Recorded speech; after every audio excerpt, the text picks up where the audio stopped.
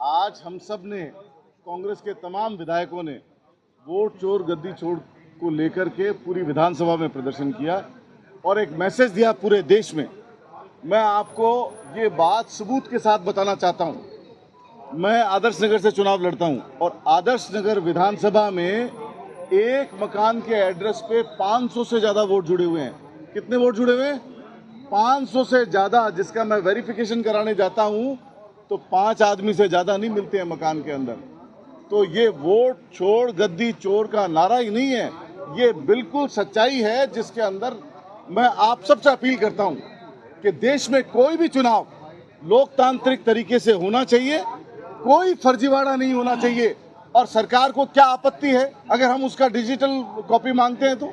और क्या आपत्ति है कि वो उसको डिजिटलाइजेशन करके और जो नाम डबल है या जो मौके पे नहीं है उनके नाम हटा देवे? इसमें हम क्या गलत बात कर रहे हैं?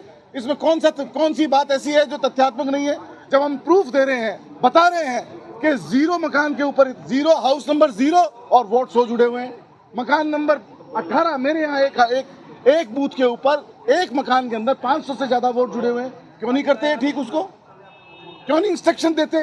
क्यों नहीं डिजिटलाइजेशन की कॉपी देते?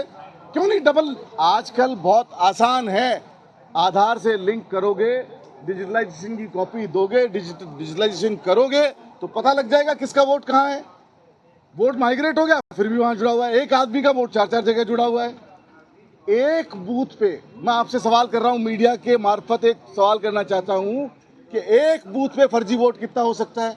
जब एक बूथ पे आपको 200, 300, 500 वोट फर्जी मिल जाते हैं, एक मकान पे 500 वोट, एक 100-150 गज के मकान पे 500 वोट मिल जाते हैं। हाउस नंबर 00 वोट 100 बने हुए हैं। हाउस नंबर 999999 वोट 100 जुड़े हुए हैं।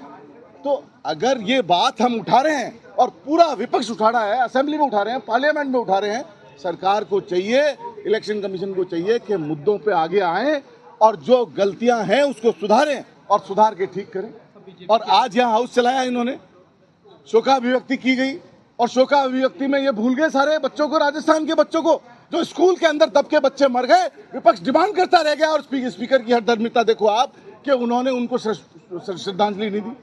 तो ये क्या तरीका है? जब आप सभी श्रद्धांजलि, आपने शोक सभा, ये एक परंपरा बनी हुई है कि जब पहला दिन होता है तो हम श्रद्धांजलि देते हैं। तो क्या दिक्कत थी अगर स्कूल के मरे हुए बच्चों को भी श्रद्धांजलि दे देते? जो बच्चे जिनका कोई दोष नहीं, बिल्डिंग के गिरने से मर गए, उनको श्रद्धांजलि आप नहीं दे रहे हो? तो हर बात में हठधर्मिता करना इस विधानसभा की आदत बनती जा रही है। हम विपक्ष पूरा एकजुट है, लामबंद है और ऐसे मुद्दे उठाते रहेंगे और डेमोक्रेटिक चुनाव होने चाहिए, इस बात की पैरवी करते रहेंगे।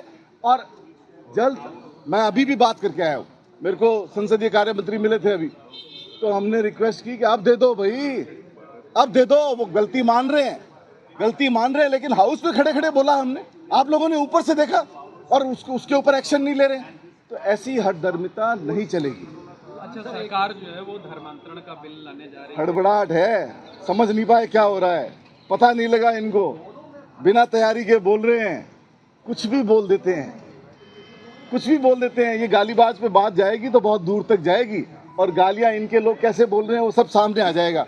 तो मैं इस पे कोई कमेंट नहीं करना चाहता। हम तो हमारे मुद्दे पे हैं, हम हमारे मुद्दे पे हैं और वही नारा है, वोट चोर गद्दी छोड़। आपको लगता है कि राजस्थान जैसे स्टेट में धर्मांतरण जो है वो जरूरी, क्योंकि ये भी बात सामने आ रही है कि जहां धर्मांतरण होगा, जो इसमें लिप्त होगा, वहां बुलडोजर एक्शन भी लेगी सरकार। आप उस बात पे मेरे से कमेंट लेना चाह रहे हो जो अभी सामने नहीं है। कैबिनेट ने कल बिल आने दो, बिल देखेंगे क्या बिल के अंदर खामियां हैं। जो खामियां होगी, कोई भी बिल जब अपन जिस पे डिबेट करते हैं, डिस्कशन करते हैं और उसके अंदर मेरिट डिमेरिट पे डेलिब्रेशन डिस्कशन होता है, तो उस बिल में किन कंडीशंस पे क्या शर्तें हैं, क्या धाराएं हैं, क्या चीजें लेके आ रहे हैं, उसके आधार पे होगा। बिल आएगा सामने, बिल्कुल उस दिन उसके बिल के ऊपर एक एक कंडीशन, एक एक पॉइंट के ऊपर आपको जवाब देंगे। Thank you very much.